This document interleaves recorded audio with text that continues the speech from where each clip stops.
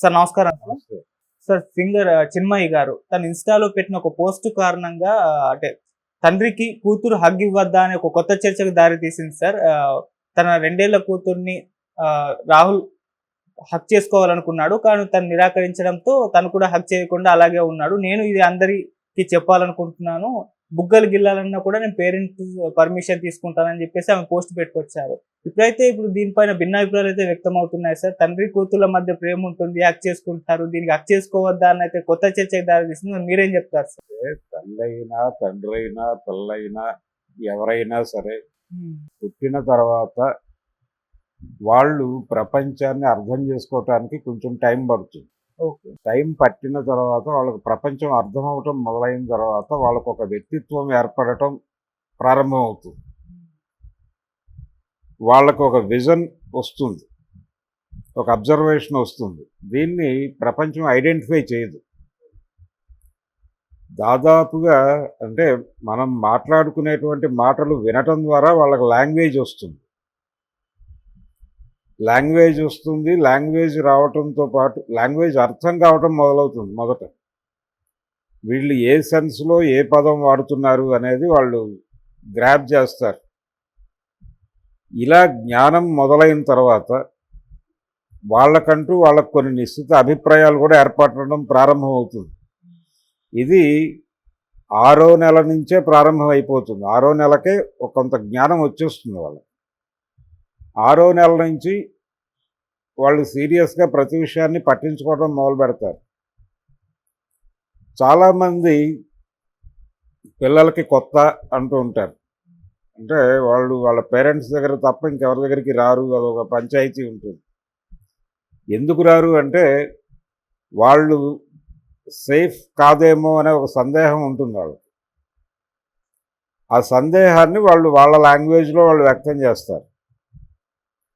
దీన్ని చాలామంది ఏంటంటే వాళ్ళకేం తెలియదు, పసి మనసులు ఇలాంటి పద్ధతుల్లో ఆలోచించి 10 ఏళ్ళు వచ్చినా 15 ఏళ్ళు వచ్చినా వాళ్ళకి ఇంకా ఆలోచించడం రావట్లేదు, నేర్పాలి అనుకుంటూ ఉంటారు. ఇది తప్పు. 6వ నెల నుంచి అదొక సపరేట్ యూనిట్ అనేటువంటి జ్ఞానంతో వ్యవహరించాలి ఎవరైనా సరే. మీ మీద వాళ్ళు కొన్ని కారణాల చేత డిపెండ్ అయి ఉండొచ్చుగాక. డిపెండ్ అయి ఉన్నారు కాబట్టి వాళ్ళకి జ్ఞానం లేదు అనుకోవడం తప్పు. డిపెండ్ అవటానికి రకరకాల రీజన్స్ ఉంటాయి. వాళ్ళు స్కూల్లో చేరాల్సి ఉంటుంది, దానికి సంబంధించిన పేమెంట్స్ అవి వాళ్ళంతటా వాళ్ళు చేసుకోలేని కండిషన్ ఉంటుంది కాబట్టి మీరు చేస్తున్నారు. అంత మాత్రం చేత ప్రతిదీ మీరు గైడ్ చేసేస్తే కుదరదు. వాళ్ళ ఆలోచనలు వాళ్ళకు ఉంటే ఆ ఆలోచనలకి ఆ స్పేస్ ఇవ్వాలి, దాన్ని గౌరవించాలి. చాలామంది 10th క్లాస్ పాస్ అయిపోయిన తర్వాత ఏ గ్రూప్ తీసుకోవాలి అని పిల్లలు అనుకుంటున్నప్పుడు వాళ్ళకు ఒక అంబిషన్ ఏదో ఉంటుంది. అంటే వాళ్ళు బైపీసీలో చేరాలి అనుకుంటారు. అయితే తల్లి ఇద్దరిలో ఒకళ్ళు ఇన్ఫ్లుయెన్షియల్ క్యాండిడేట్ ఉంటారు ఇంట్లో. ఆ ఇన్ఫ్లుయెన్షియల్ క్యాండిడేట్కి ఒక అవగాహన ఉంటుంది. ఎంపీసీలో చేరితే బాగుంటుంది అనే అభిప్రాయం ఆ ఇన్ఫ్లుయెన్షియల్ క్యాండిడేట్కి ఉందనుకోండి. Okay. No BiPC, you must join in MPC అని చెప్పేసి వాళ్ళు ఇన్సిస్ట్ చేయడం మొదలు పెడతారు. అక్కడితో ఆగదు అది. బలవంతంగా తీసుకెళ్ళి చేర్చేస్తారు. వీళ్ళు డబ్బులు అంటే అక్కడ ఏమవుతుంది, అవతలాడు ఏమనుకుంటాడు, వాడు పిల్లవాడే అయినప్పటికీ లేకపోతే అమ్మాయి అయినప్పటికీ వాళ్ళు ఏమనుకుంటారంటే మన దగ్గర డబ్బులు లేవు, వీళ్ళ డబ్బుల మీద ఆధారపడుతున్నాం కాబట్టి కదా వీళ్ళు చెప్పింది చదవమంటున్నారు మన్ని అని ఒక చిన్న గ్రెడ్జ్ లాంటిది మొదలవుతుంది. విభజన రేఖ. వాళ్ళు సినిమాకి వెళ్ళాలనుకుంటారు, రేపు ఎగ్జామ్ ఉంటుంది, రేపో ఎల్లుండో ఎగ్జామ్ ఉంటుంది, వాళ్ళు సినిమాకి వెళ్ళాలనుకుంటారు. అనుకున్నప్పుడు వాళ్ళని ఎలా అంటే ఎల్లుండి పరీక్ష పెట్టుకుని సినిమాకి వెళ్తావా అని మీద పడి కొట్టడం కాదు చేయాల్సింది. ఓకే, నువ్వు సినిమాకి వెళ్తున్నావు, బాగానే ఉంది. సినిమాకి వెళ్ళటం ద్వారా నీకు ఎన్ని గంటలు ఖర్చు అవుతుందో దాన్ని నువ్వు స్టడీ ప్లాన్ చేసుకుని ఉంటావు కదా నీ ఎగ్జామ్కి, దాంట్లోకి ఎలా ఇన్కార్పొరేట్ చేసి దాన్ని మేనేజ్ చేస్తున్నావు అని అడగాలి, డిస్కస్ చేయాలి. ఆ 3 గంటలు లాస్ అవుతోంది అనుకుంటే ఇక్కడ, అంటే నీ చదువు కోణంలో అది లాస్ అవుతోంది అనుకుంటే దాన్ని నువ్వు ఎలా కాంపన్సేట్ చేస్తున్నావు ఇక్కడ అని అడిగి తెలుసుకోవడం వరకు తప్పులేదు. అంతే తప్ప ఎల్లుండి పరీక్ష ఉంది కాబట్టి నువ్వు ఎందుకు సినిమాకి వెళ్తావు మీద పడి కొడితే తప్పు. అది ఖచ్చితంగా వాళ్ళ హక్కుల్ని కాలరాయటమే. సో చాలామందికి 20 ఏళ్ళు వచ్చిన తర్వాత డిగ్రీ చదువుతున్న పిల్లల్ని కొట్టినటువంటి తల్లిదండ్రులు కూడా ఉన్నారు మన దగ్గర. పిల్లల పెంపకం అనేది చాలా చాలా పెద్ద సబ్జెక్టు. దీనిలో ఏ మాత్రము జ్ఞానం లేకుండా, ఏ మాత్రము తరఫీదు లేకుండా దానిలోకి ఎంటర్ అయిపోతారు, ఆ పనిలోకి ఎంటర్ అయిపోతారు. అదేమో చాలా కీలకమైన పని. అలా ఎంటర్ అయిపోయి వీళ్ళు మిస్హ్యాండిల్ చేయటం వలన ఆ పిల్లలు సమాజానికి చాలా ప్రమాదకరంగా తయారయ్యేటువంటి పరిస్థితి ఉంటుంది. ఇప్పుడు ఆ అమ్మాయి చిన్మయి ఏదో ఒక వేగ్గా ఒక స్టేట్మెంట్ అనేసింది, నా భర్త నా కూతురు దగ్గరికి వెళ్ళినప్పుడు తను కొంత ఇబ్బందిగా ఫీల్ అయ్యింది, దాన్ని ఎక్స్ప్రెస్ చేసింది, ఆయన గౌరవించాడు, ఇలాగే ఉండండి. అలాగే ఇతర పిల్లల్ని చూసినప్పుడు ముద్దొచ్చినా నేను వాళ్ళ పర్మిషన్ లేకుండా అంది అమ్మాయి. వాళ్ళ పర్మిషన్ లేకుండా వాళ్ళ బుగ్గగిల్లటం లాంటి పనులు కూడా చెయ్యను.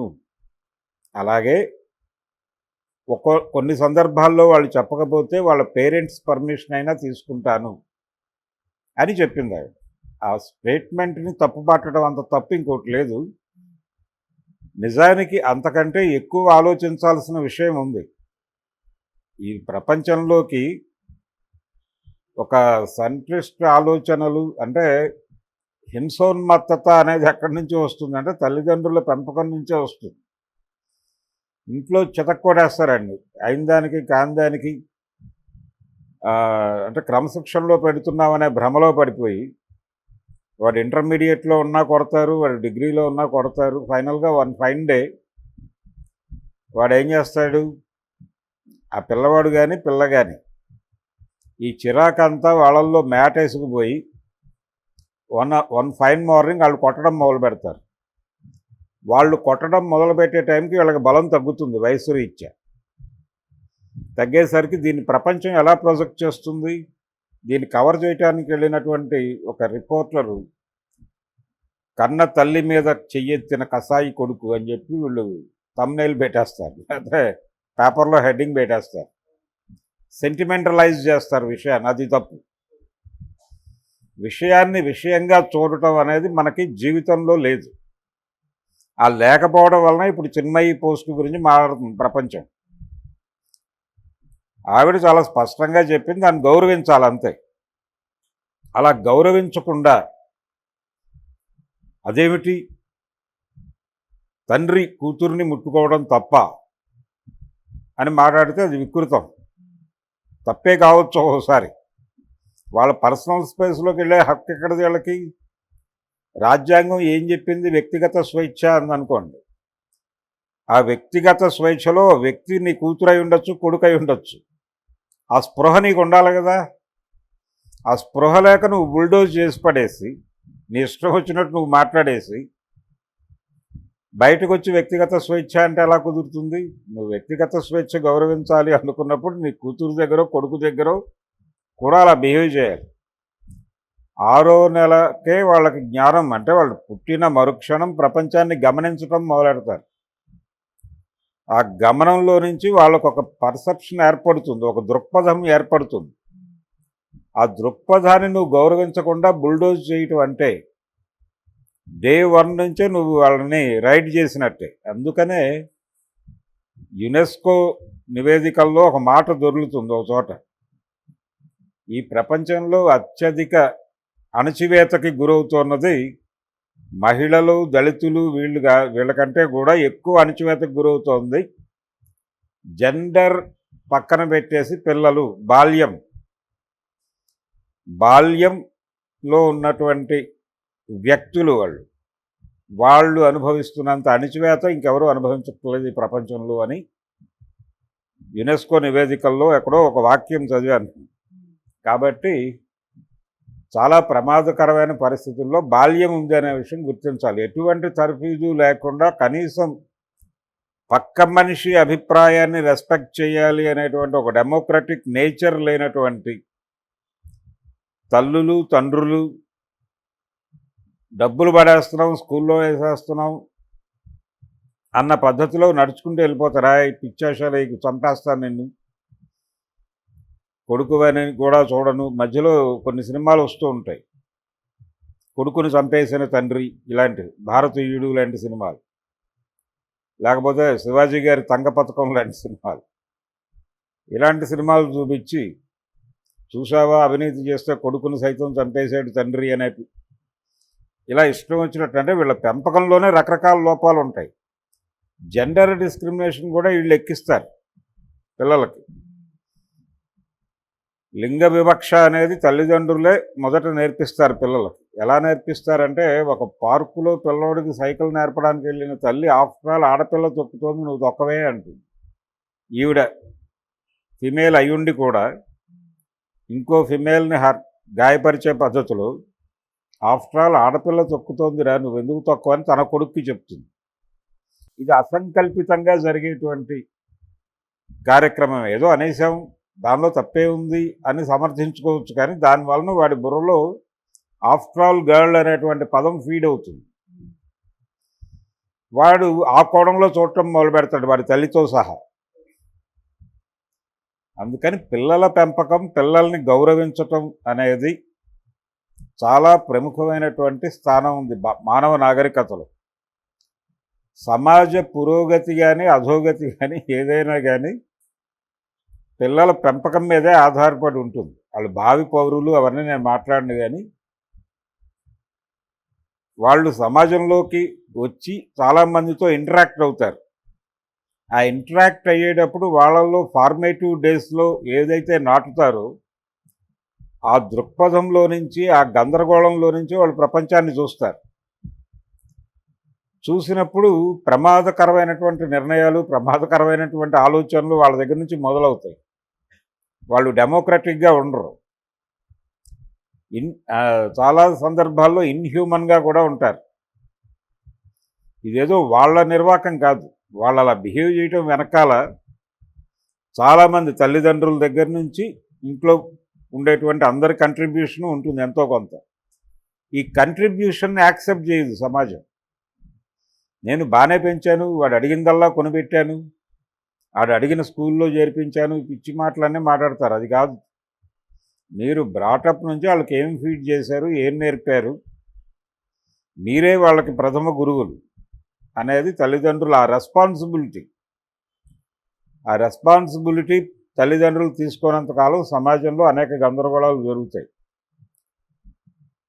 హత్యలు చేసేవాళ్ళు, సైకో అని చెప్పి బ్రాండ్ పడిపోయిన వాళ్ళు, వీళ్ళందరి బిహేవియర్ వెనకాల వాళ్ళ పెంపకం తాలూకా ప్రభావాలు ఖచ్చితంగా ఉంటాయి. ఒక సైకోని మనం సమాజానికి ఇస్తున్నాము అనే స్పృహ వాళ్ళకు ఉండదు, కానీ ఇచ్చేస్తారు, కంట్రిబ్యూట్ చేస్తారు. ఇది ప్రమాదం. అందుకని పిల్లల హక్కుల్ని గౌరవించటం అనేది విధిగా చేయవలసినటువంటి కార్యక్రమం. అలా విధిగా చేయకపోతే వికృత పరిణామాలు సంభవిస్తాయని అనే స్పృహతో పిల్లల గురించి ఎవరు ఏం మాట్లాడినా వాళ్ళని గౌరవించాలి అని, పిల్లలని వాళ్ళ హక్కులని గౌరవించాలి అని ఎవరు మాట్లాడినా దాని మీద వికృతంగా విరుచుకుపడకూడదు, సెంటిమెంటలైజ్ చేసి మాట్లాడకూడదు. నేను ఇందాక చెప్పినట్టుగా తల్లిని కొట్టిన కొడుకు అని చెప్పి హెడ్డింగులు పెట్టకూడదు. ఆ కొట్టడానికి ఉన్న కారణం ఏమిటో నువ్వు సక్రమంగా విశ్లేషించి, తల్లి ఒక యూనిట్, కొడుకు ఒక యూనిట్, తండ్రి ఒక యూనిట్, కూతురు ఒక యూనిట్, వాళ్ళకి విడివిడిగా వేరువేరు వ్యక్తిత్వాలు ఉన్నాయి, ఆ వ్యక్తిత్వాలు ఘర్షణ పడుతున్నాయి అనే యాంగిల్లో మాత్రమే చూడాలి తప్ప తండ్రి కూతురనో తల్లి కొడుకనో చూడటం అంత మూర్ఖత్వం మరొకటి లేదు. అసలు ఏజ్ కూడా మ్యాటర్ అవుతుంది కదా, అంటే కూతురు ఏజ్ అనేది చెప్తున్నాను. అసలు ఏజ్ అనేది చెప్పడానికి ఎవరికి హక్కు లేదు. వాళ్ళు జ్ఞానం పొందేటువంటి వయసు వాళ్ళు పొందుతూ ఉంటారు. వాళ్ళకి ఎక్స్ప్రెస్ చేసేటువంటి నేచర్ ఉంటుంది ప్రతి మనిషికి. ఎందుకు ఏడుస్తారు పిల్లలు వాడికి వేరే లాంగ్వేజ్ రాదు కాబట్టి ఆ లాంగ్వేజ్లో ఎక్స్ప్రెస్ చేస్తాడు వాడు. ఆ ఎక్స్ప్రెషన్ నీకు అర్థం కాక ఎందుకు ఏడుస్తున్నావు అని 2 బ్యాగ్ పడుకోబెడితే భయపెట్టి టెర్రరైజ్ చేసి పడుకోబెట్టడం అనేది చేసేస్తారు. వాళ్ళు ఏదో చెప్పదలుచుకుంటున్నారు దానిలో నుంచి, దాన్ని ఎక్స్ప్లోర్ చేయటం చేతకాక మీ వ్యక్తిగత చిరాకుల్లో నుంచి వాళ్ళ బుల్డోజింగ్ చేసే ప్రయత్నం చేస్తారు. ఇది తప్పు. గౌరవించటం 6వ నెల నుంచి కనీసం వాళ్ళని గౌరవించటం మొదలైతే వాళ్ళు గౌరవించటం మొదలు పెడతారు. మీరు వాళ్ళని ఒక యూనిట్గా గుర్తిస్తున్నారు అనే స్పృహ వాళ్ళకి కలగాల. అది కలిగించలేకపోతున్నారు 90% తల్లిదండ్రులు. కలిగించకపోవడం వలన డిపెండెన్సీ పెరుగుతోంది. గతంలో అంటే 90లకి ముందు సమాజంలో ఈ డిపెండెన్సీ అనేది కొంత తక్కువ ఉండేది. 90ల తర్వాత వచ్చినటువంటి జనరేషన్కి 90ల తర్వాత పెళ్ళిళ్ళు చేసుకుని పిల్లల్ని కంటున్నటువంటి వాళ్ళల్లో ఆ పిల్లల్లో డిపెండెన్సీని నింపడానికి వీళ్ళు ప్రయత్నం ఎక్కువ చేస్తున్నారు. అంతకుముందు తల్లిదండ్రులు పిల్లల్ని వదిలేసేవాళ్ళు, రోడ్ల మీద ఆడుకునేవాళ్ళు, దెబ్బలు తగిలితే తగిలించుకునేవాళ్ళు. సమాజంతో ఎలా ఘర్షణ పడాలి, ఎక్కడ ఘర్షణ పడాలి, ఎందుకు ఘర్షణ పడాలి అనేది జ్ఞానం వీధుల్లో ఆడుకోవటం ద్వారా వస్తుంది పిల్లలకి. ఆ స్పేస్ ఉండేది ఆ రోజుల్లో. గోళీలు ఆడుకునేవాళ్ళు రోడ్డు మీదకి వెళ్ళి, ఆడికి ఒక జ్ఞానం వస్తుంది. వాడి సొసైటీతో ఇంటరాక్ట్ అవుతాడు. లాభం పొందాలి, జాగ్రత్తగా ఆడితే 4 గోళీలు గెలుచుకుని రావాలి, అవతలవాడి దగ్గర 20 గోళీలు ఉన్నాయి, ఈ పోటీ ఇవన్నీ మొదలవుతుంది అక్కడ. దాన్ని మీరు కట్ చేశారు. ఆటలు కట్ చేయటం ద్వారా అంటే సొసైటీతో ఇంటరాక్ట్ అవ్వటం అనే దాన్ని కట్ చేస్తున్నాం అనే స్పృహ కోల్పోయారు. అందుకని రకరకాల లోపాలు ఉన్నాయి. 90ల తర్వాత పిల్లల్లో ఒక రకమైన పర్టికులర్గా మగపిల్లల్లో ఒక విచిత్రమైనటువంటి పోకడలు కనిపించడానికి కారణం మార్కెట్ ఎకానమీయే. మార్కెట్ ఎకానమీని పిల్లలకి ప్రాపర్గా అర్థం చేయించడంలో తల్లిదండ్రుల వైఫల్యం చాలా ఉంది. విపరీతంగా మార్కెట్ అనేక ఐటమ్స్ని మీ ముందుకు త్రో చేస్తుంది రకరకాల ప్లాట్ఫామ్స్ మీద. ఇది మార్కెట్ ఎకానమీ ప్రోగ్రాము. ఈ ప్రోగ్రాంలో భాగంగా జరుగుతోంది. మనం ఎలా బిహేవ్ చేయాలి, దాంతో మనం మార్కెట్ రైడ్ చేస్తే రైడ్ అయిపోయే వస్తువుగా మారాలా, మనం మార్కెట్ని రైడ్ చేయాలా అనే స్పృహ పిల్లలకి కలిగించడంలో తల్లిదండ్రులు ఫెయిల్ అయితే వాళ్ళు మార్కెట్ రథచక్రాల కింద పడి నలిగి చచ్చిపోతారు. అదే జరుగుతోంది. అందుకని పిల్లల పెంపకం అనేది ఏదో బుగ్గ నిమరటమో లేకపోతే హగ్ చేసుకోవటమో ముద్దు పెట్టుకోవటమో కాదు, అంతకు మించి